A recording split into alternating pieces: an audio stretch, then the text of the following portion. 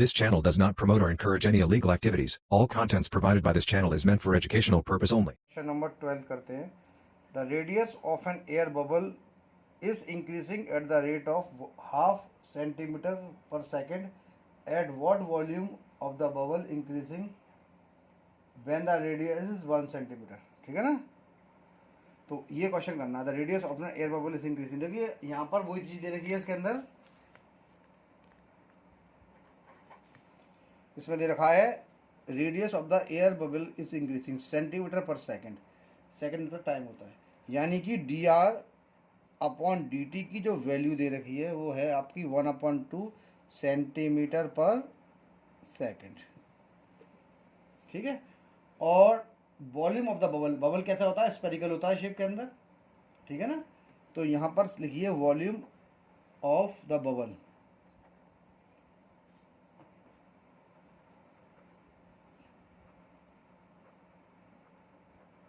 Volume of कितना होता है? V 4/3 pi r cube. ठीक है ना. अब differentiating with respect to T.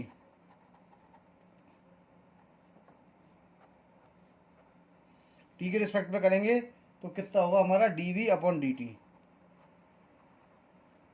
D we upon d t equals to कितना हमारा हो जाएगा? देखो ये तो 4/3 है और ये पाई हो गया है ना. तो ये हो जाएगा 3r². 3 से 3 कट गया, कितना हो जाएगा? 4πr² हो गया इसका. और कुछ कटा इससे? नहीं कटा. तो कितना हो जाएगा आपका? 4πr². अब देखिए D r upon d t की वैल्यू कितनी है हमारी? 1/2. तो यहाँ लगा दीजिए 4π इंटू उसकी कितनी वैल्यू हमारी? D r upon d t की 1/2. ये सॉरी 4πr होगा ना. 4πr² होगा. सॉरी इसको मैं थोड़ा सा नीचे यहाँ काट देता हूँ. काट के थोड़ा सा गलती हुई है. देखिए d we upon d t 4 cut गया. ठीक है. ये 4πr² और यहाँ पर लिखिए d r upon d t. D r upon d t है ना. तो ये हो जाएगा d r upon d t है ना. और देखो d r upon d t की जो वैल्यू है वो हमारे पास कितनी है? वो है 1/2. तो 2 से 4 कितनी बार कट गया? 2 बार. ठीक है. तो d we upon d t ये कितना हमारा निकल के आ गया? 2πr². ठीक है. और यहाँ पर दे रखा है increasing when the radius is 1 centimetre. R की वैल्यू 1 सेंटीमीटर दे रखी है क्वेश्चन में. तो d we upon d t at r equals to 1 centimetre. तो आर की जगह 1 सेंटीमीटर लगा दीजिए. 2π इंटू 1 का स्क्वायर, यानी कि कितना हो जाएगा हमारा? 2π. ठीक. वॉल्यूम का यूनिट होता है क्यूब, यानी कि सेंटीमीटर, तो सेंटीमीटर क्यूब. और टाइम का होता है हमारा सेकंड. तो 2π सेंटीमीटर क्यूब पर सेकंड. ये क्वेश्चन नंबर हमारा 12 हो गया सॉल्व. अब क्वेश्चन नंबर 13 देखिए. A balloon which remains spherical has a variable diameter 3/2 2x plus का 1. Find the rate of change of its volume with respect to x. ठीक है. यहाँ पर हमारे को D we upon D X की वैल्यू निकालनी है. क्या की वैल्यू निकालनी है? D we upon D X की.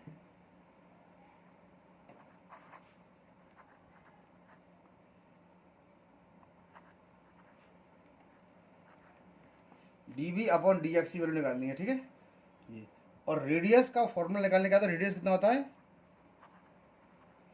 Diameter divided by 2. Diameter upon 2.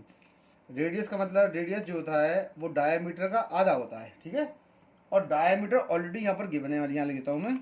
Diameter कितना गिवन है इसके अंदर? 3/2 और 2x प्लस का 1. ये यहाँ पर डायमीटर हमारा गिवन है. ठीक है. तो रेडियस में कितना हो गया? देयरफॉर रेडियस कितना होगा हमारा? डायमीटर कितना हमारा? 3/2 और 2x प्लस का 1 डिवाइडेड बाई 2 कितना हो गया? 3/4 2x प्लस का 1 है ना. 3/4 2x प्लस का 1 हो गया हमारा.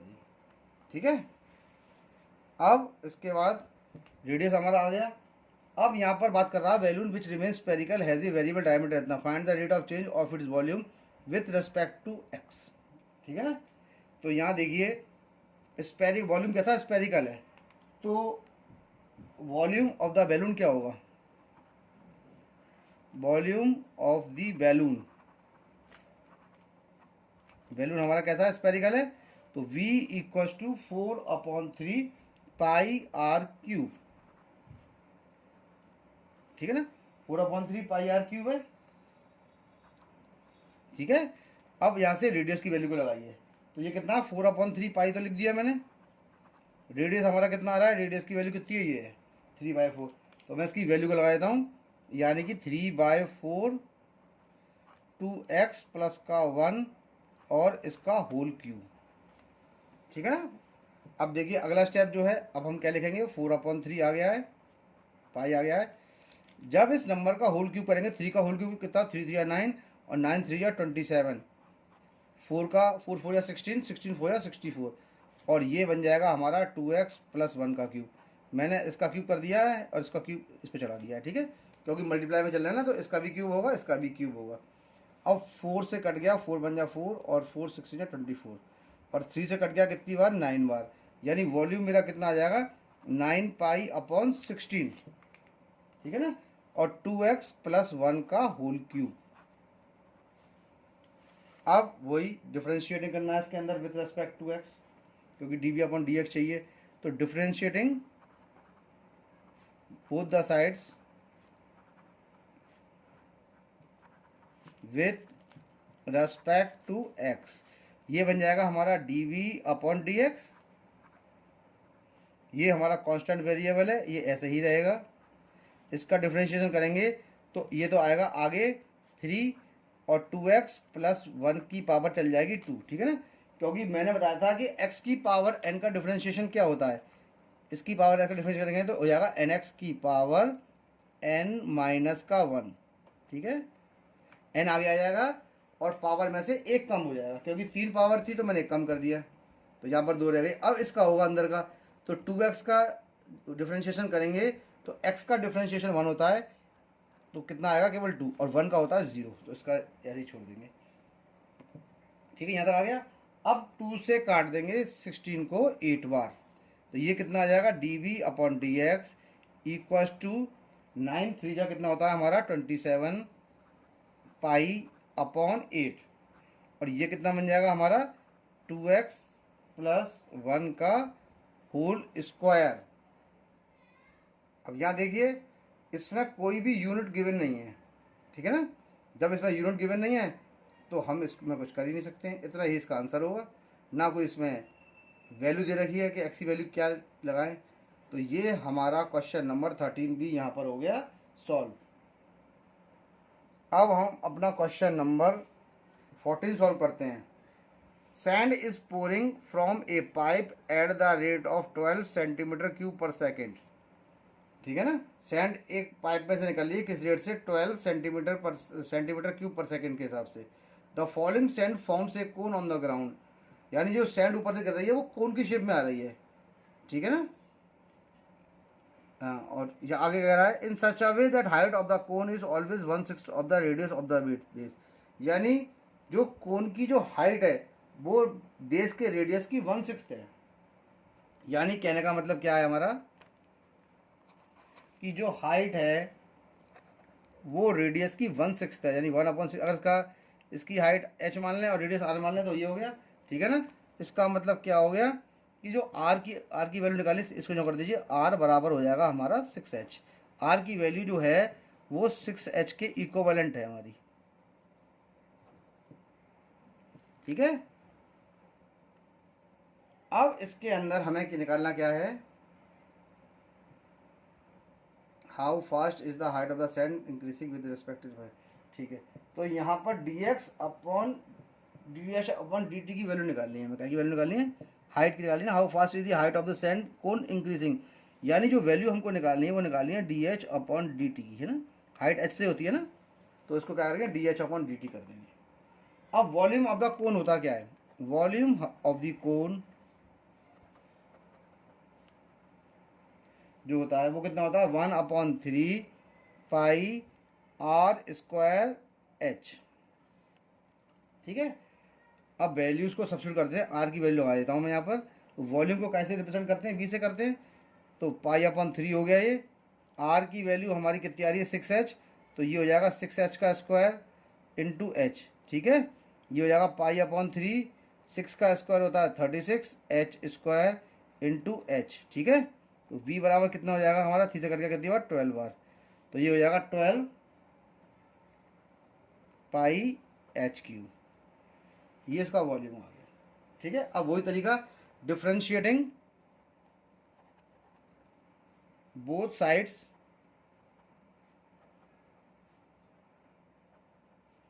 विथ रेस्पेक्ट टू टी, यानी टी के रेस्पेक्ट में करेंगे, क्योंकि हमें d h upon d t निकालनी थी ना इसकी। ठीक है, यहाँ तक इसको रिस्पेक्ट टू टी करेंगे। पहले इसका कर लेते हैं हम। देखिए d we upon d t हो गया ये। ठीक है, उसके बाद हमारा ये कितना हो जाएगा 12 पाई हो गया आपका। एच क्यूब का कितना हो जाएगा 3h स्क्वायर, और क्योंकि टी के रेस्पेक्ट में कर रहे हैं तो इसमें एच का भी होगा, ये हो जाएगा d h upon d t. ठीक है, तो d we upon d t 12 3 या 36 पाई। एच की वैल्यू कितनी थी मेरे पास, हाइट जो आई थी वो हमारी कितनी थी, हाइट थी 1/6। लेकिन इस क्वेश्चन के अंदर हमारे को एक चीज़ बात है, हाइट भी दे रखी है ना। क्वेश्चन देखिए, क्वेश्चन में हाइट भी दे रखी है, how fast is the height of the sand cone increasing when the height is 4 centimetre. तो मैं एच की जगह 4 सेंटीमीटर लगा देता हूँ इसके अंदर, है ना। तो मैंने यहाँ पर क्या कर दिया, 4 लगा दिया है। 12 से 36 हो गया, पाई हो गया एच का स्क्वायर यानी 4 का square, D h upon d t हो गया हमारा ये, है ना। तो ये अब यहाँ पर देखो d we upon d t, अब यहाँ पर बात आई d we upon d t, है ना।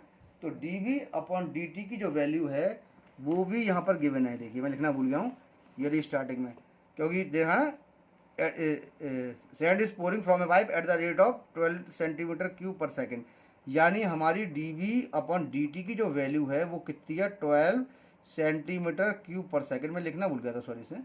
तो यहाँ पर इसकी वैल्यू आ गई। यहाँ पर आप d we upon d t की जगह 12 लगा दीजिए, ये हो गया 36 पाई, और 4 का स्क्वायर होता है 16 D h upon d t. ठीक है, अब इसको D h upon d t की वैल्यू निकालेंगे तो इसको सबको नीचे ले आकर रेसिप्रोकल कर देता हूँ मैं इसका नीचे। ये 12 हो गया, ये हो गया 36 pi into 16 equals to d h upon d t. 2 से 8 बार कट गया, और 2 से 6 बार कट गया, 2 से 3 बार कट गया, और 2 से 4 बार कट गया। ठीक है, यहाँ तक आ गया ये। अब यहाँ देखिए, अब 3 से कितनी बार कट गया 12 बार, है ना। तो ये कितना हो जाएगा 1/12 हो जाएगा 48 पाई हो गया, ये 1/48 पाई, यानी D h upon d t की जो वैल्यू हो गई वो कितनी आ गई, हम इसको ऐसे लिखेंगे d h upon d t equals to 1/48 pi. अब बात आती है इसकी यूनिट की। हाइट काय में होती है, मीटर या सेंटीमीटर में, क्योंकि इसकी जो यूनिट्स चल रही हैं सब सेंटीमीटर में चल रही हैं, इसलिए यहाँ लेंगे सेंटीमीटर, और टाइम काय में होता है सेकंड, तो centimetre per second. D h upon d t equals to 1/48 pi centimetre per second. ये हो गया हमारा क्वेश्चन नंबर 14 भी सॉल्व। अब हम अपना क्वेश्चन नंबर 15 सॉल्व करते हैं। The total cost C x in rupees associated with the production of x units of an item is given by. ठीक है ना, ये क्या कह रहा था, total cost C x, C x cost rupees में दे रखी है किसी भी आइटम के प्रोडक्शन की जिसकी एक्स यूनिट प्रोड्यूस हुई है आइटम की। तो किसी भी आइटम का प्रोडक्शन कितना हुआ, एक्स यूनिट हुआ है, और इसकी सी एक्स कॉस्ट दे रखी है। Find the marginal cost when 17 unit are produced. अब 17 यूनिट की बात कर रहा है। ठीक है, तो 17 यूनिट का मतलब क्या हो गया कि आप जो है इसमें x की जगह 17 लगाएंगे इसके अंदर लास्ट में। ठीक है, अभी इसको हम सॉल्व करते हैं। तो देखिए सबसे पहले इसको वही तरीका डिफरेंशिएट करने का। तो यहाँ पर क्या लिखेंगे हम, सी एक्स हमारा कितना दे रखा है 0.007 x cube minus 0.003 x square plus का कितना हो जाएगा 15x प्लस का 4,000 सॉरी। अब यहाँ सी एक्स है ना, सी एक्स को हम क्या ले सकते हैं, सी डैश एक्स, है ना। ये कितना हो जाएगा हमारा, इसका डिफरेंशिएट करेंगे तो 3x² बन गया, यानी कि 0.007 तो कांस्टेंट है, एक्स के बाद 3 का करेंगे तो कितना बन जाएगा, ये 3x²। सिमिलरली ये हो जाएगा 0.003, x² का कितना हो जाएगा 2x, और ये 15x है तो x की वैल्यू 1 हो गई, यहाँ 15 बन गया, और 4,000 कांस्टेंट है, ये तो ये आ गया हमारा 0। ठीक है। अब अगला स्टेप क्या है कि x की वैल्यू दे रखी है 17 यूनिट्स। ठीक है, तो यहाँ पर x की जगह हम क्या लगा देते हैं 17, तो 0.007 इंटू 3 इंटू 17 का स्क्वायर माइनस 0.003 इंटू 2 इंटू 17 और प्लस का हमारा आ गया 15। ये कितना हो जाएगा हमारा सी डैश एक्स हो गया। अब देखिए 17 का मल्टीप्लाई जब 3 से किया तो 0.7321 0.21 आ गया। ठीक है ना, और इसको हम क्या ले सकते हैं 17 के स्क्वायर को 17 इंटू 17। ठीक है, अब यहाँ पर आइए, ये कितना हो जाएगा 0.003 इंटू 17 टू जा 34, और ये हो गया प्लस का 15। ठीक है, 0.021 सब का 17 से करते हैं, मैंने कैलकुलेटर से निकाला है, तो ये आपका आ रहा है 6.069 आ रहा है। इसको सॉल्व करेंगे तो कितना आएगा 6.069 माइनस का साइन। ठीक है ना, तब 0.003 का 34 से करेंगे तो आएगा 0.102 प्लस का 15। ठीक है, अब यहाँ पर आइए, ये हो गया यहाँ तक। अब 0.069 में से इसको माइनस करेंगे तो माइनस करने पर ये मेरा कितना निकल रहा है, ये मेरा निकल के आ गया 5.967 आ गया, और प्लस का 15 हो गया। जब इसमें 15 जोड़ेंगे तो ये हमारा कितना निकल के आ गया 15 और प्लस 5 20.967 20.967। ठीक है ना, और यही इसका आंसर होगा, यानी कॉस्ट कितनी हो जाएगी 20.06। ठीक है ना, इसको रुपीस में मान लेते हैं, मार्जिनल कॉस्ट हो गई, तो सी एक्स रुपीज़ 20.967 इसका आंसर है। ये हमारा क्वेश्चन नंबर 15 भी हो गया सॉल्व। अब हम अपना क्वेश्चन नंबर 16 करते हैं। The total revenue in rupees received from the sole of x units of a product is given by, तो आर एक्स कितना दे रखा है 13x² प्लस का 20x प्लस का 15 दे रखा है। ठीक है ना, the total revenue in rupees, किसी भी सेल का कोई रेवेन्यू है और उसके x यूनिट प्रोडक्ट सेल हुए हैं। ठीक है ना, the total revenue in rupees receive from the sale of x unit of product, ये इसका रेवेन्यू है ना। तो इसमें वही है, इसको उतारते हैं, सॉल्यूशन लिखा हमने, ये हो गया हमारा आर एक्स, ये कितना हो जाएगा 13x² प्लस का 20x प्लस का 15 बन गया ये। ठीक है, अब यहाँ पर आर एक्स आ गया, इसका एक बार डिफ्रेंशिएट कर देते हैं तो ये हो जाएगा आर डैश एक्स, आगे आएगा तो 26x बन गया प्लस का 26 आ गया हमारा, ये है ना 26x प्लस का 26 बनना है। ये x की वैल्यू हमारे पास कितनी दे रखी है, find the marginal revenue when x equals to 7, तो मैं यहाँ पर x की जगह 7 लगा दूँ, यानी 7 का मैंने कर दिया * ठीक है, हम इसको कैसे भी ऐसे भी लिख सकते हैं। देखिए यहाँ से 26 मैंने कॉमन निकाल लिया, तो यहाँ से बच गया 7 और यहाँ से बच गया हमारा 1, इसको ऐसे लिख सकते हैं। ठीक है, तो यानी कि कितना हो जाएगा 26 इंटू 8, 8 से 48 का 8 कैरी 4 8 to 16 17 18 19 20, यानी कितना आ गया 208 आ गया इसका। ठीक है ना, कितना आ गया, इसका आंसर आ गया 208, ये इसका आंसर आ गया। ठीक है, तो इसका मतलब क्या हुआ कि जो मार्जिनल रेवेन्यू है वो कितना है ₹200। हेंस आंसर लिखना चाहे तो ये लिख सकते हैं इसका, hence the required marginal revenue is ₹208। ये क्वेश्चन भी हमारा यहाँ पर 16 वाला हो गया सॉल्व। अब आइए हम इसका क्वेश्चन नंबर 17 सॉल्व करते हैं। The the rate of change of the area of a circle with respect to its radius r at r equal to 6 centimetre is इतना। वही क्या कह रहा था, rate of change of the area of the circle, the rate of change of the area of the circle है ना, with respect to its radius r at r equal to 6 इतना, यानी इससे एरिया से रिलेटेड फॉर्मूला है ये। तो कहते हैं एरिया ऑफ द सर्किल क्या है, area of the circle, the area of a circle, circle का एरिया कितना होता है, ए होता है विथ रेडियस आर इज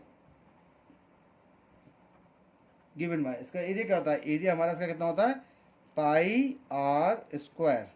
ठीक है, इसको डिफरेंशिएट करते हैं, अब क्या लिखेंगे, differentiating with respect to t, differentiating with respect to t, t के रेस्पेक्ट में डिफरेंशिएट कर रहे हैं। तो देखिए ये क्या बनेगा हमारा, ये बनेगा D A upon d t. ठीक है, D A upon d t हो गया, पाई कांस्टेंट है, आर का कितना होगा 2r हो गया, क्योंकि टी के रेस्पेक्ट में हो रहा है तो आर का भी निकलेगा। ठीक है, तो आर का इसका कितना निकलेगा, यहाँ पर लग जाएगा तुम्हारा, ये सिंपल है। ठीक है, अब यह देखिए ये क्या था, the area of a circle A with radius r is given, देखो ए है पाई आर स्क्वायर, हमने ये क्या लिखा था, एक सेकंड थोड़ी सी मैंने मिस्टेक कर दी है, मैं इसको जरा सही कर लेता हूँ उसे, है ना, क्योंकि ये मैं गलत पढ़ा था ऊपर, सॉरी। ये यहाँ पर क्या लिखा, यहाँ पर लिखिए, यहाँ कर देता हूँ वैसे, the rate of change of, rate लिखा हुआ ना पर, the rate of change of area with respect to its radius is, क्योंकि डी आर नहीं था उसमें हमें d r upon d t value लगानी पड़ती है, अपनी लगानी पड़ेगी। The rate of change of area with respect to its radius is, ठीक है ना, अब आया, तो ये ए है हमारा, ये कितना बन जाएगा D A upon d T, और ये हो जाएगा D upon D R, D upon D R मतलब पाई आर स्क्वायर, है ना, ये कितना बन जाएगा, पाई कांस्टेंट है तो ये बन जाएगा 2 पाई आर।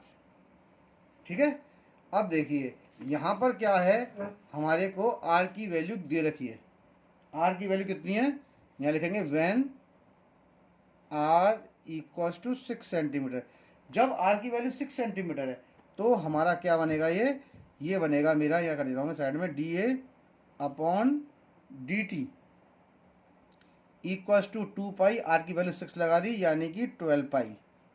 ठीक है ना, अब यूनिट कैसे देखेंगे, एरिया है, एरिया हमेशा स्क्वायर में होता है, तो इसका मतलब हो गया सेंटीमीटर चल रहा है तो ये हो जाएगा सेंटीमीटर स्क्वायर, और डी टी का मतलब होता है विथ रिस्पेक्ट टू टाइम, तो सेंटीमीटर स्क्वायर पर सेकंड आ गया। इसका ऑप्शन नंबर बी वाला करेक्ट है, यानी बी ऑप्शन होगा इसका, कौन सा होगा, बी ऑप्शन इज करेक्ट। अब ये क्वेश्चन नंबर हमारा 16 भी हो गया यहाँ पर सॉल्व। अब आइए क्वेश्चन नंबर हम 18 देखते हैं। The total revenue in rupees received from the sale of x units of product is given by अपना, R X equal to 3x square plus का 36x प्लस का 5, the marginal revenue when x equals to 15 is, 4 option दे रखे हैं। देखिए question का meaning क्या है, the total revenue in rupees, किसी भी एक्स यूनिट प्रोडक्ट्स की जो सेल हुई है, ठीक है ना, उसका रेवेन्यू है, उसका रेवेन्यू दे रखा है हमारे को ये, तो ये कह रहा है कि मार्जिनल रेवेन्यू क्या होगा जब x की वैल्यू हमारी 15 के इक्विवेलेंट है। यहाँ पर इन्होंने हमको 4 ऑप्शन दे रखे हैं, ठीक है ना, 4 ऑप्शन। अभी मैंने आपको एक क्वेश्चन कराया था 16 वाला क्वेश्चन भी इसका बिल्कुल एकदम सेम था, लगभग सेम है, ठीक है ना। तो लाइए अब इस क्वेश्चन को भी हम सॉल्व करते हैं। देखिए आर एक्स कितना दे रखा है इसका, 3x स्क्वायर प्लस का 36x प्लस का 5, ये हमारी आर एक्स की वैल्यू, रेवेन्यू की वैल्यू दे रखी है, ठीक है। अब आर डैश एक्स करेंगे, यानी इसको एक बार हम डिफ्रेंशिएट करेंगे, तो देखिए ये आगे आएगा, ये कितना बन जाएगा 3×6x², और ये हमारा हो जाएगा 36x। ठीक है, कितना बन गया, ये बन गया 36x। अब यहाँ पर देखिए ये 36x आ गया। अब उसके बाद आप जो है इसके अंदर वैल्यू किसकी लगाएंगे, इसमें थोड़ी 36 होगा।